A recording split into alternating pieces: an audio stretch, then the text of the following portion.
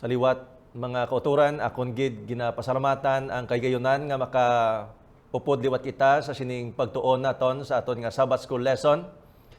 Sa aton nga lesson mga otod nga ginatiguluhan, Making Friends for God. Ari na kita sa ika-11 nga lesson. Kag yes, pasalamatan ko ini nga kaygayonan nga ginhatag sa akon sa aton nga in charge sa aton nga Communications Department, Pastor Rafi Swalog, nga mangin in charge sa pag-lead sa aton nga Sabbath School lesson review. At hindi lamang sa nagligad nga mga sinimana, ako nakibalo nga madamo sa aton mga kauturan diri sa Western Conference ang nakatalupangod nga daw sige-sige na ni ang aton pagdumala mga utod, but ini until nga magatapos ang ining aton lesson for this quarter, no?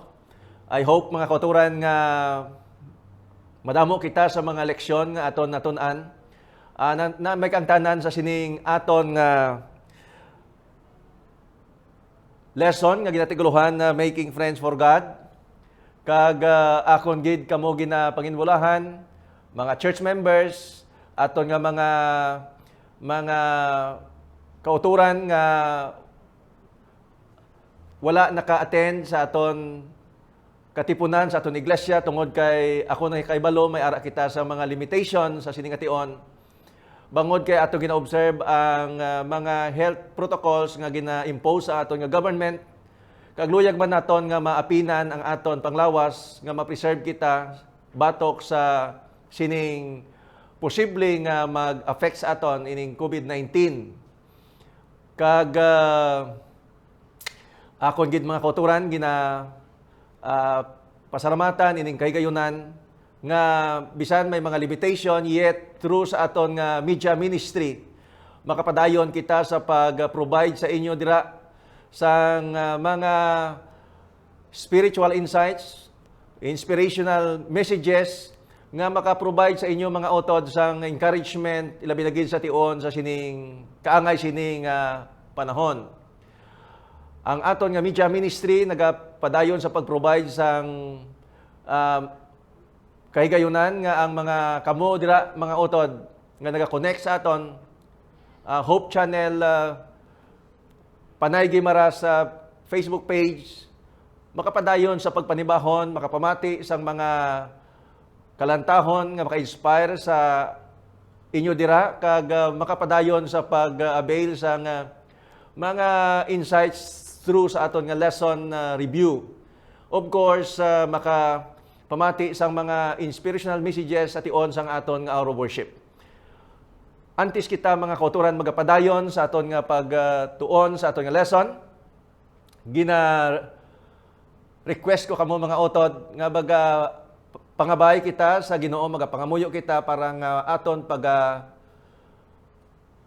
pangayoon ang dugang nga kaalam sa aton nga Ginoo para nga magiyahan kita sa aton nga pagtuon sa aton nga lesson. Magapangamuyo kita mga kauturan.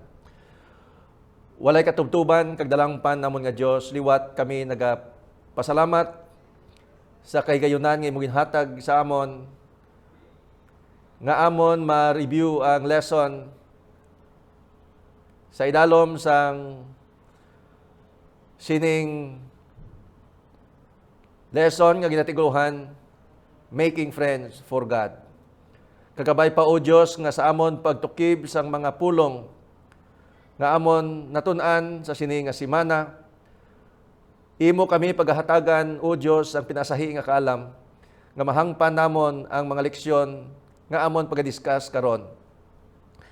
Kabay nga ang mga importanteng mga bagay amon gid mahangpan kay ini o Dios makatabang gid sa amon nga kami mangin effective nga manog share sang mga pulong sa iban nga mga katawhan. Salamat o Dios kay ikaw gid magasabat sang amon pangabay. Kusa diin kami Ginoo nakapasubo sa imo sa mga pulong sa panghunahuna. Kabay ikaw magapatawad sa amon agud takos kami sa pag-ambit sang pagpakamaayo gikan sa imo subong. Salamat gid nga ikaw magasabat sang amot mga bay ginatugyan kag ginasaligan namon ini nga babaton. Bangod lamang sa ngalan ni Kristo nga amon bugtong nga manluluwas. Amen. Ang lesson 11 na kita mga utod, daw kadasig lang sa panahon.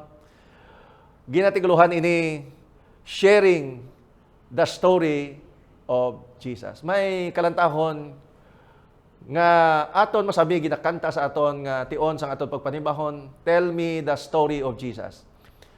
Subong ang aton lesson ginatiguluhan sharing the story of Jesus. Ang aton nga sa ululuhon or key text makita ini sa 1 John chapter 5 verse 13 nagasiling, these things I have written to you who believe in the name of the Son of God, that you may know that you have eternal life, and that you may continue to believe in the name of the Son of God. Luyag ko mga kauturan, pagbasahon diri sa hiligaynon nga Biblia nga nagsiling 1 John naunang Juan 5 versikulo 13 nga nagasiling, ini ginasulat ko sa inyo nga nagatuo sa ngalan sang anak sang Dios. Agud nga mahibaluan ninyo nga nakabaton kamo sang kabuhi nga walay katapusan. Now, sa subong simana aton na tun-an ang mga bagay nga sa diin sa aton pag-share, sa aton pagsugid sang istorya bahin sa kay Ginoong Hesus, mga utod aton nahibaluan nga dapat ang manginsadsaran sang aton pagsugid sa tanan nga tion amo si Ginoong Hesus. Si Ginoong Hesus mga utod as the basis of our personal testimony. Yes, ang aton lesson nagasugid sa aton nga may ara-gahom, mga utod, may ara-gahom sa ginatawag personal testimony sa aton nga pag-witness. Sa aton pag-share, sa aton pagsugid sang mayong balita, sa pag-share naton sang mayong balita, mga utod, sa idalom sang pagtuon naton, the joy of sharing in God's mission.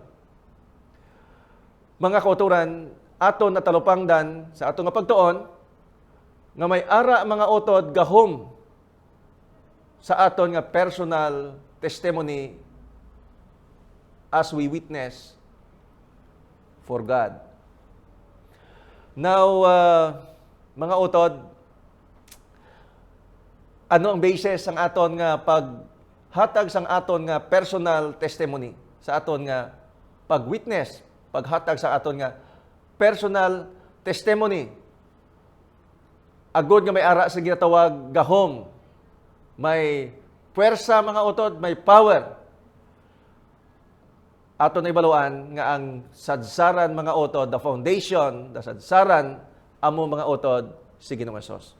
Kag ini ang aton lesson nagasugid sa aton nga ang aton foundation nga amo si Ginoong Hesus mga utod, why may ara kita mga utod nga basis nga makita naton ini sa Ephesians chapter 2. Sa chapter 2 mga utod sa Ephesians, nagapamatuod sa aton sang aton history, no, sa aton nagligad kag matalupangdan naton ang impact mga utod sang ginhimo ni Ginoong Hesus sa aton kabuhi sa amo nga mga dinalan.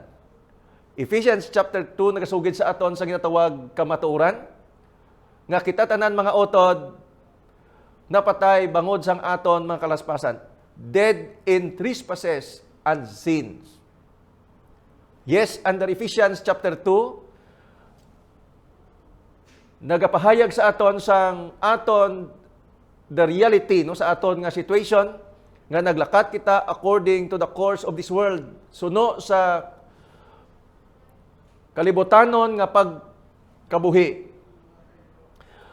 Nagasugid man sa aton si Paul sa Ephesians chapter 2 that we are all under devil's control. Kita tanan mga hotod, ang reality nga hindi lamang patay kita bangod sang sala, kag naglakat kita mga utod sa dalanon, kalibutanon, kita sa idalom sang gahom, sang kaaway. Sa idalom kita sang gahom ni Satanas. And mga kauturan, ang aton normal or natural nga inclination, amo mga utod, ang paghimo sang mga bagay nga unod-non. Fulfilling the desires of the flesh and of the mind. And we are called, siling mga kauturan ni Paul, children of wrath. Mga anak sang kaakig. Now, mga utod, liwaton ko, before we knew Christ, before naton nakilala si Ginoong Hesus, we are dead in trespasses and sins. Walked according to the course of this world. We are under the devil's control, fulfilling the desires of the flesh and of the mind. We are children of wrath. However, mga utod, Ephesians chapter 2 verse 5 nagkasiling that even when we were dead in trespasses, Christ made us alive, mga kauturan.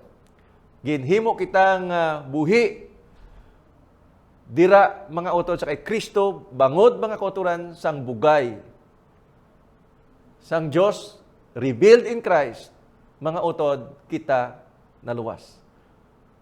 Sa tapos, mga kauturan, nga ato nakilala si Ginoong Hesus through faith, nag-respond kita, mga utod, sa kaluoy, sa bugay, sa gugma sang Dios. Sa gugma ni Ginoong Hesus, mga kauturan, ang balaang sulatan nagasiling sa aton, Ephesians chapter 2, nagkasugid sa aton, patay kita mga utod because ang aton trespasses and sins, dira sa kay Ginoong Hesus, nakaangkon kita sang kabuhi, alive in Christ.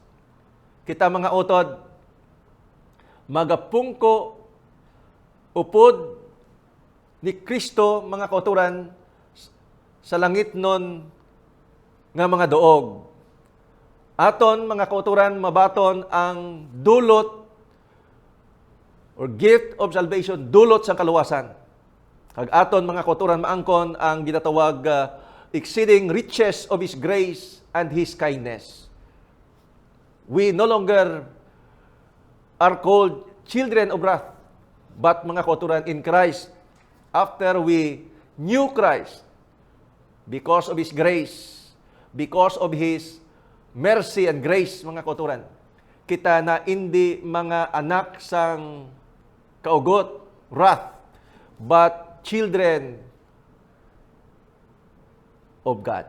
Katahom, no? Katahom, mga kauturan. John chapter 1 verse 4, in Him was life, and the life was the light of men. Now, mga kauturan, ang aton kabuhi, antes naton ma-encounter si Ginoong Hesus, antes naton mabaton si Ginoong Hesus, antes kita makabaton sa ginatawag grace and forgiveness. Sa ginmit lang naton sa Ephesians chapter 2 verses 1 to 3, amo ni atong kahimtangan, dead in trespasses and sins, walk according to the course of this world. We are under the devil's control. Ang aton mga kauturan, unod sa atong panguna-una, mga utod, hindi ayon sa luyag sang Dios. Kita children of wrath. But after ma-receive naton si Ginoong Hesus, after na-receive naton si Ginoong Hesus, nabuhi kita liwat dira sa kay Ginoong Hesus, kita magapungko sa langit nun nga mga duog, dira sa kay Ginoong Hesus, pabaton naton ang dulot sang kaluwasan, sing bugana nga bugay, aton maangkon, bangod sa iyang kaluoy, and kita pagatawgon nga anak sang Dios. Yes, mga kauturan, sa kay Ginoong Hesus, maangkon naton ang kabuhi kag kita mga utod mangin kapawa sa itululok sa mga katawan, sa tubangan sa mga katawan.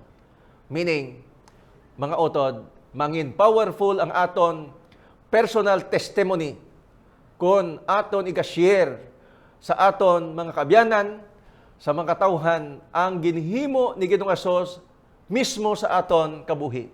Makita sa mga katawhan ang aton nagligad nga sang una mga utod ang aton paggawi kag ang aton kabuhi kalibutanon, ang aton pagkabuhi hindi Diyos noon mga utod, but right after nga aton na encounter si Ginoong Hesus kag kung ano ang ginhimo ni Kristo sa aton kabuhi, kita mga utod nakaangkon sa ginatawag transformation sa aton pagawi, sa aton kabuhi, kag makita mga utod ang bug-os nga pagbag-o sa aton mismo nga kabuhi.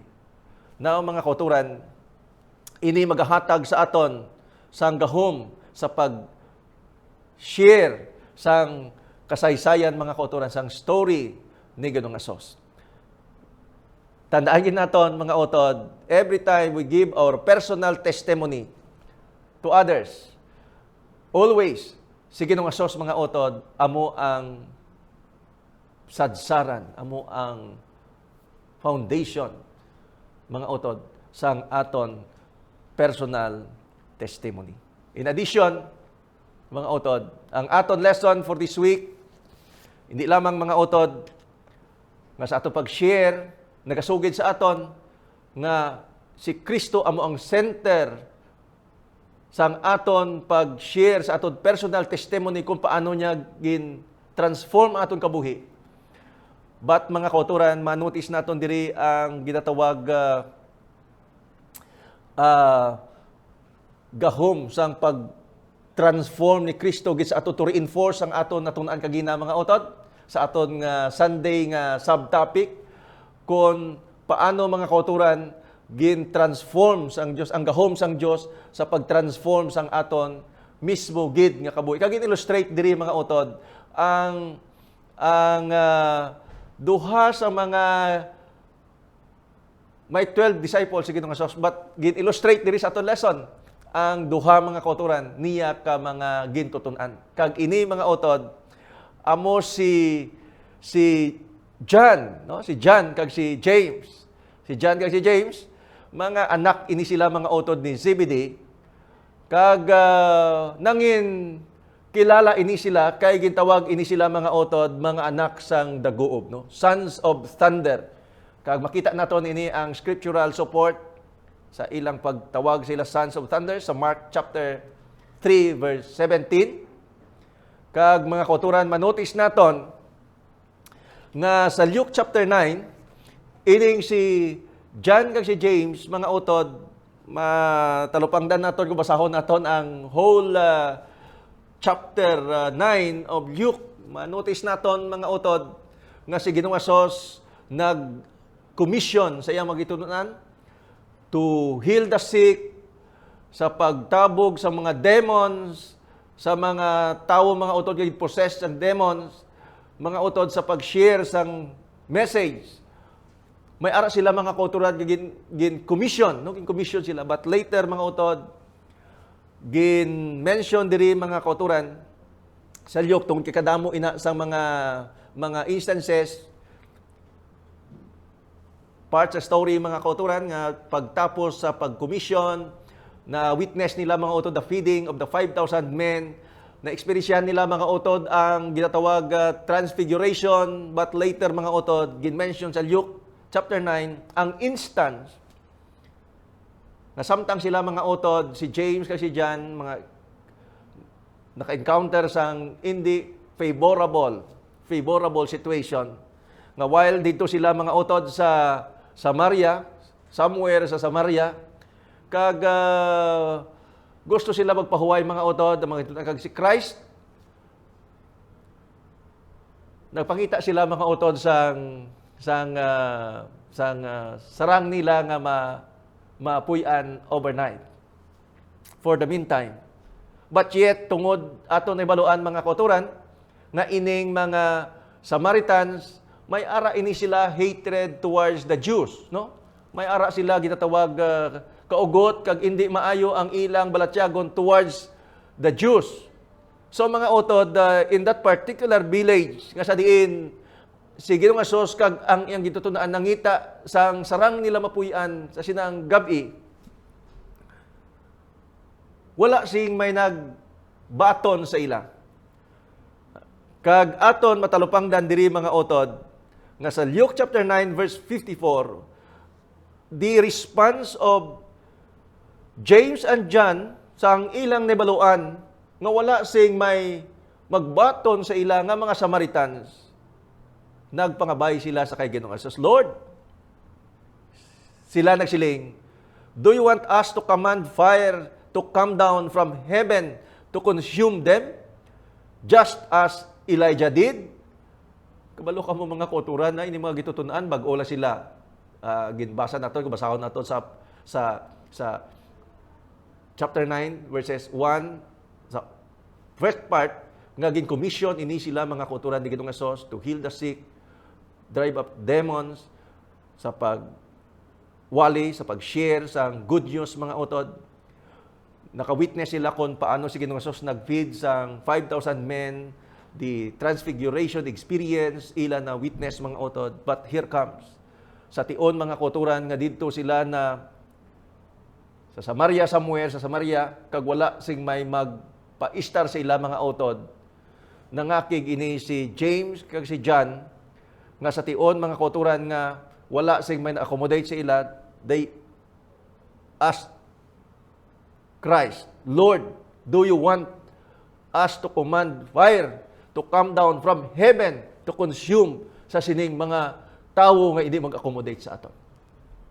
Manotis naton mga kauturan nga ini si John kag si James, bisan pa mga gitutunan sila ni Ginoong Hesus, the time upod sila ni Ginoong Hesus, yet ang ilang nga temper, ang ilang nga temperament, tama ka impulsive nga kung hindi favorable sa ilang situation, gusto nila dayon mga utod ang ginatawag confrontation.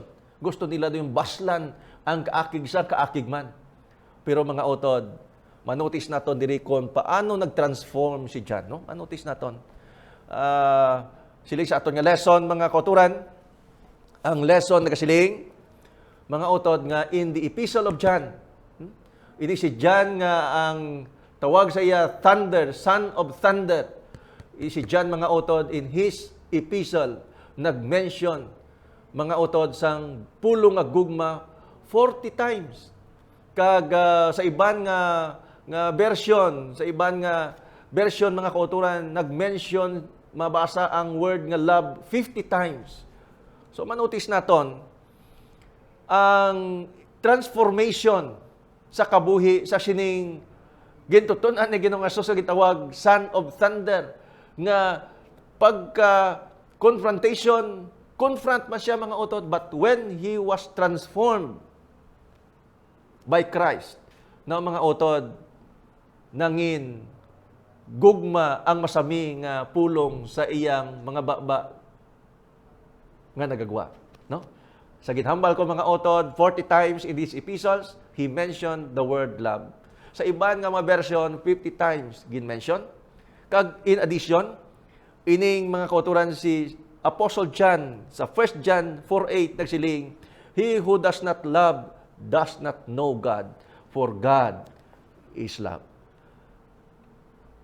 Singdugang, beloved, he said, if God so love us, we also ought to love one another. Meaning, iyan hangpan mga utod nga ang sadsaran or the foundation of God's government, hindi mga utod ginatawag confrontation o kon pagbato o kon pagbalos, but yet mga utod ang sadsaran sang pagdumalas ang Diyos is always love, compassion, and grace. Tandaan naton mga kauturan, kag amo ini magahatag sa aton sang gahom in our personal testimony. During sa amon nga sharing, no? Sharing kagina sa amon nga devotional. Mga utod, amo na dumduman ang isa naton ka layman, si Brother Eliseo Abarientos. Gin-reflect namon mga utod, samtang kami nag-discuss sa sining lesson. Ang aton nga hiligog mga utod, aton mga kauturan na recall nga once upon a time sa iya nga pag Bible study, sa iya nga pag himo sang iya nga function as layman sa pag-share sa message, naka-encounter siya mga kauturan sang grupo sa mga palahubog sa nagainom samtang siya nagalakat.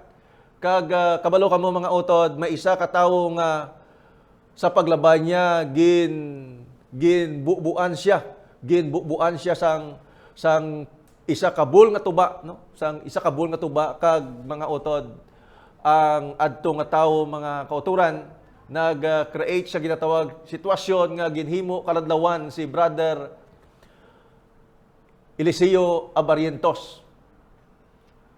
Now, si Brother Eliseo Abarientos, after nga ginmulay, paliguan sang makahulubog nga ilimnon sa itong grupo sa mga nagainom, wala agad mag-react, kag wala agad siya mag-confront, but instead, mga utod, na-maintain niya ang iya nga dagway nga makita ang kaluoy, kindness, gugma mga utod, nag-reflect sa iya. Kakabalo ka mo mga utod, ang istorya na kasiling na wala nakatulog adtong palahubog nga tao nga nagbubo sa iya sang makahulubog nga ilimnon. Wala siya katulog mga kauturan the whole night tungod sang reaction ni Brother Eliseo Abarientos.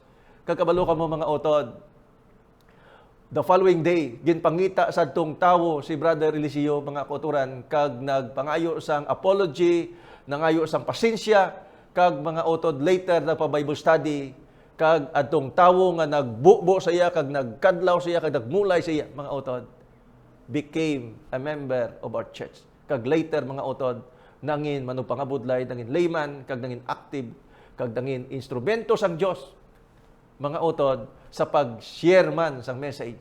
Hindi natabo mga utod somewhere sa lugar sa Nabas, kag mga kauturan na madamo sa mga kauturan ang makapamatuod nga ang gugma no makadaog man mga utod bisan pa, makadaogid mga utod bisan pa sa mga matig-a nga mga tagipusoon sang tao. Again, mga utod, si John nga ginatawag Son of Thunder, mga kauturan, sa tapos nga na-transform siya mga utod, nangin puno sang gugma, kag bisan pa sa iya nga mga messages, mga utod, siya nagpamulong sang gugma, kay siya nakibalo mga utod, based sa iya nga personal experience, nga ang gugma amugid ang sadsaran sang pagdumala sang Dios.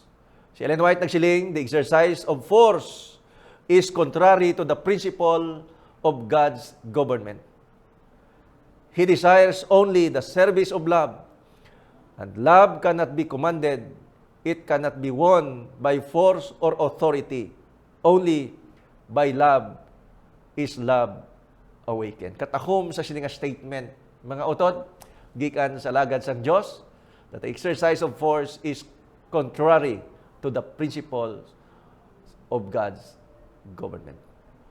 Now, mga kauturan, singdugang, ang aton nga lesson, nagadiscuss sa ginatawag na telling the story of Jesus, ini may kagtanan sa duha ka demon-possessed. Aton ibaluan sa narrative story ni Matthew nga duha ka demon-possessed ang na-encounter ni Ginoong Hesus, mga utod, in this particular situation. But mga utod, sa Mark, nag-specify lang mga utod si Mark sang isa sa sining duha ka mga gin-possessed. Na mga kauturan na luyag ko mag-mention sa sining the way si Mark, mga kauturan, nag-relate sa sining story. nga ang ining demon-possessed, ining mga demon-possessed mga kauturan, nga ang ginahimo isa mga notorious nga mga tawo sa ilang banwa, nagka-create sang gamo, kag nagka-create sang disturbo mga utod sa ilang duog. Kag didto sila nagapuyo sa isa ka lugar nga sa diin, mga kauturan, sa sementeryo didto sa daga ginhimo nila nga puloy-an ang mga bakante nga mga lulubngan, the tombs, no? Kag didto mga kauturan sila ginapang gahimo sila sang layo na sila sa syudad, ginapang pilasan nila ang ilang lawas. Meaning mga utod ining demon possessed nga mga tawo, mga utod nagapadayon sa pag-deteriorate, nga nag-deteriorate, guba ang ilang panguna-una, physically mga kauturan, nag-deteriorate sila, hindi sila socially acceptable, kag ang spiritual life nila mga kauturan, tama gid ka budlay. However, ato na ibaluan nga si Christ, na encounter niya ining duha ka mga demon possessed, kag iya mga kauturan ginayo sa Mark mga kauturan nga account, ining demon possessed, nag-specific siya sa isa mga kauturan, si Mark, ining demon possessed mga kauturan. Na-restore, hindi lamang physically, hindi lamang mentally mga utod, hindi lamang socially, no? But nangin na-restore siya mga utod sa iyang spiritual life. Now, aton ma-notice nga kung ang isa maka-encounter sa ganyan ng Hesus, may ginatawag complete restoration. Hindi lamang physical, hindi lamang mental, hindi lamang social aspect mga kauturan, but above all, ang spiritual restoration. May ara mga kauturan, complete restoration. Matalupangdan naton diri mga utod, ang ining demon possessed kagin ayo ni Ginoong Hesus, kasi tapos siya mga utod masabi nakita mga kauturan, masabi nga nakita nga higko, masabi makita nga gahimo sang create sang gamo ga daw deteriorate mga utod, but when he encountered Christ, when he met Christ, na-restore siya mga utod completely sa iya nga kabuhi. Ma-notice naton sa aton nga lesson nga siling after mga utod nga naayos siya, na-restore siya mga utod, paglakat ni Ginoong Hesus, gusto ini mga utod, ining demon possessed nga mag-upod sa kay Ginoong Hesus. But in Mark, kag sa Matthew chapter 8, nag-mention mga hinigugma nga mga kauturan, ang siling ni Ginoong Hesus, go home, tell your family members, tell your friends, sugidi ang makatawhan sa imo nga banwa mga utod, nanungod sa natabo sa imo. Natabo sa imo nga kabuhi. Ang balaay nga sulatan nagkasugid sa aton, nga sa tion mga kauturan, nga siya nagpauli sa ilang duog, natingala ang mga katawhan, tungod mga kauturan, nami na ang iyang situation, na-transform ang ining demon-possessed, kag mga utod, they marveled. No? Ang balaay sulatan nagkasiling sa aton, natingala sila, sing bugos, sa natabo sa sining demon-possessed. Yes, mga kauturan, Ellen White, sa Desire of Ages, page 340 nagkasiling, for few moments, only these men have been privileged to hear the teachings of Christ. Not one sermon from his lips had ever fallen upon their ears. They could not instruct the people as the disciples who had been daily with Christ were able to do, but they bore in their own persons the evidence that Jesus was the Messiah. You see, hindi sila mga kauturan nangin kaangay gid sa magitutunan, nga adlaw-adlaw nangin kaupod sila ni Ginoong Hesus, ang madamo sila na ibaluan, yet mga kauturan, sa ilang nga kabuhi, masapwan sa makatawhan kung paano si Ginoong Hesus naghimo sang gahom sa ilang kabuhi. kag nagapamatuod nga si Ginoong Hesus amo ang Mesiyas. They could tell what they knew, what they themselves had seen and heard and felt the power of Christ. This is what everyone can do whose heart has been touched by the grace of God. Now, mga kauturan, I hope nga kita man makashare sang aton testimony with power. Ini bangod mga kauturan, ma-share man naton ang ginhimo ni Ginoong Hesus, kung ano ang ginhimo ni Ginoong Hesus sa aton. Testifying with assurance. No, may kasiguruhan ang aton pag-testify. 1 John 5:13 nagasiling, "These things I have written to you who believe in the name of the Son of God, that you may know that you have eternal life, and that you may continue to believe in the name of the Son of God." Sa aton pag-testify mga kauturan, maka-testify kita with assurance because in Christ mga utod, may ara sa ginatawag assurance of eternal life. May isa ka old preacher, gin-mention sa aton nga lesson mga utod, nga nagsiling, sa tag sa kation nga magatulok ako sa akong kagalingon. Kung ako magatulok sa akong kagalingon, wala ako sing may nakita nga kahigayunan nga ako maluwas. Kung ako magatulok sa akong kagalingon, wala gid ako sing may nakita nga possibility nga ako maluwas. But when every time nga ako magatulok sa kay Ginoong Hesus, wala gid ako sing may nakita nga possibility nga ako madula. So, do ano nga assurance ini mga utod? Nga sa tanang nga tion, kung magtulok kita sa kay Ginoong Hesus, maangkon naton ang kasiguruhan sang kaluwasan. This is in support with 1 John 5:13, mga utod nga in Christ, may ara kita sing kabuhi nga walay katapusan. In addition, Isaiah 5:22 nagasiling, "Look to me and be saved, all you ends of the earth, for I am God and there is no other." Ang tanan makaangkon sang kaluwasan mga utod. Wala sing ginatawag hindi makaangkon sang ginatawag provision, privilege sang kaluwasan, batanan mga utod. 1 John 5:12, "He who has the Son has life. He who does not have the Son of God does not have life." So mga utod, what an assurance. And in addition, mga utod, Hebrews 3:6, "But Christ as the Son over His own house, whose house we are if we hold fast the confidence and the rejoicing of the hope firm to the end."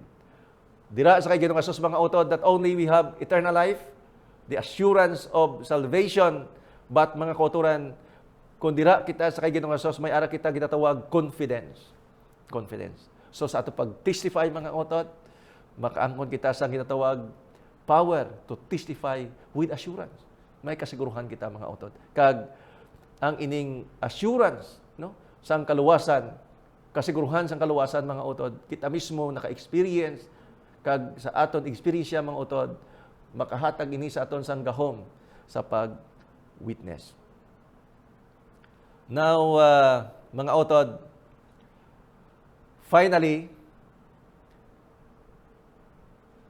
ang aton lesson sugid sa aton, mga utod, nga sa aton pag-share, no? Sa aton pag-share. May kanta nga nagasiling victory in Jesus, no? May kadalagan dira sa kay Ginoong Hesus. Something worth testifying for. Kabalo ka mga utod in Christ, siling sang aton mga utod nga lesson, makaangkon kita sang kaluwasan, sang kasiguruhan, sang kabuhi nga walay katubtuban, kag ini magahatag sa aton sang confidence. Now mga kauturan, si Paul nagsiling, Galatians chapter 2 verse 20, no? Ang worth, no, sa pag-testify, no, sa pagsugid sa sining experience nato dira sa kay Ginoong Hesus. I have been crucified with Christ, siling ni Paul. It is no longer I who live, but Christ lives in me. And the life which I now live in the flesh, I live by faith in the Son of God, who loved me and gave Himself for me. No, ang worth no sa pag-testify naton mga kautulan niya kung dira kita sa kay Ginoong Hesus, yes, madamo kita sa mga sacrifices. Ang mga inclination naton, mga worldly inclination, daw kabudlay biyaan naton, it appears nga daw budlay naton isikway bisan pa nga aton mga gana, aton appetite mga utod sa pagsunod naton sa kay Ginoong Hesus, daw budlay naton i-overcome. Pero mga kauturan, siling ni Paul, I have been crucified with Christ. May ginatawag total commitment. Sa atong paghatag sang total commitment dira sa kay Ginoong Hesus, mga utod, maangkon naton ang kasiguruhan sang kabuhi. Yes, may mga sacrifices, isikway naton ang iban nga mga bagay, isikway naton ang mga bagay sa tion, mga utod, nga magsunod kita sa kay Ginoong Hesus. Yet, ang mga bagay, mga utod, nga aton iga-sacrifice. Once magsunod kita sa kay Ginoong Hesus, ini mga bagay, mga utod, nga hindi makahatag dulot nga maayo sa aton. Kay ilisan ini isang Dios, mga utod, ni Kristo sa mga bagay nga magabenepisyo gid sa aton. Tandaan naton mga utod, may mga sacrifices, yes, it appears, but ining iga-sacrifice naton yung mga bagay, mga utod. Once magsunod kita sa kay Ginoong Hesus, mga bagay nga maga-affect sa aton, apang mga utod, ang mga benefit nga aton maangkon.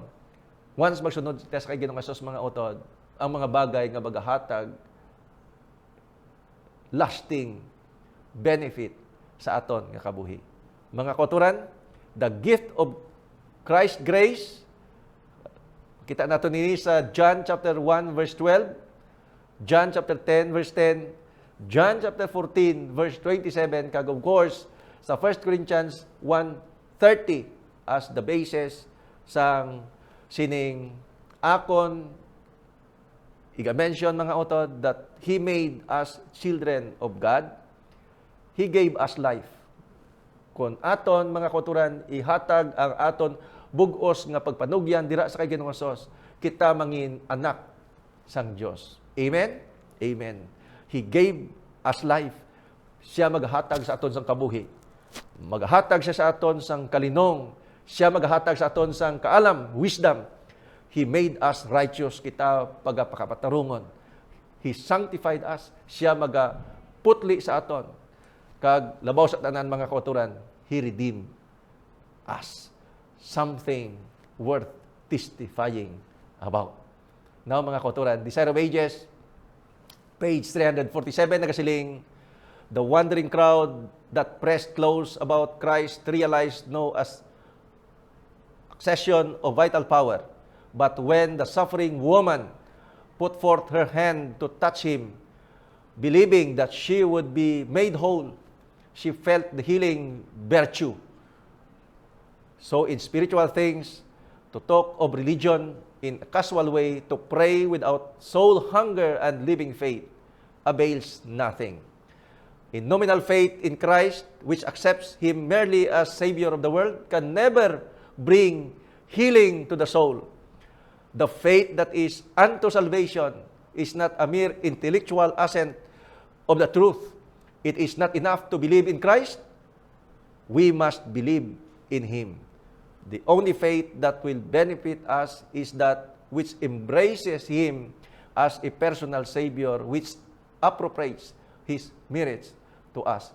In addition, our confession of His faithfulness is heaven's chosen agency for revealing Christ for the world, to the world. We are to acknowledge His grace as made known through the holy men of old. But that which will be most effectual is the testimony of our own experience. We are witnesses for God as we reveal in ourselves the working of the power that is divine. Every individual has a life distinct from all others and an experience differing essentially from theirs. God desires that our praise shall ascend to Him, marked by our own individuality.